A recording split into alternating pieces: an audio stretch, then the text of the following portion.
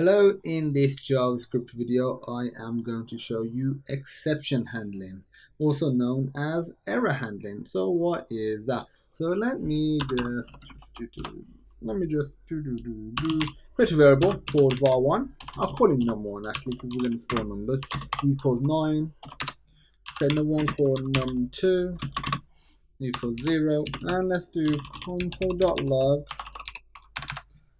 9 divided by 0. We know you can't do division by 9, and we just get infinity. So that's the result. In some programming languages it will literally crash. Depending on the language, you will get a different result. So maybe we want to handle this sort of error, and we can do that pretty easily. So all we need to do is do a try block. So this is basically saying, try some piece of code. So we're basically going to put if num2 equals 0, else, we perform the actual calculation. And I wasn't even using num2 there. Achieve the same result, but we want to make sure we use num1 and num2.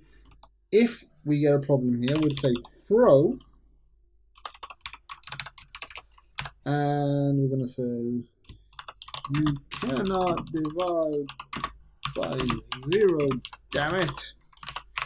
And now at the end, if we put catch, open bracket, and in here we'll put error.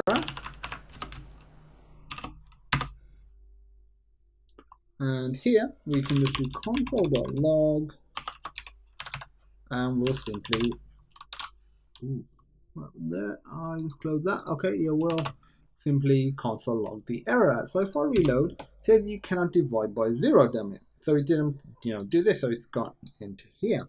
Let's say if we just do 9 divided by 3, which is 3, reload, we get the answer 3. So that is error handling. There's one other block I want to show you, where if we put finally, and the finally, any code that's here will run regardless of whether or not an error is thrown or not, or whether this is successful. So if you want code that is always run, then you put it here. So console.log, and I'm going to say this code is immortal. So if I save that, run it, we get this code is immortal.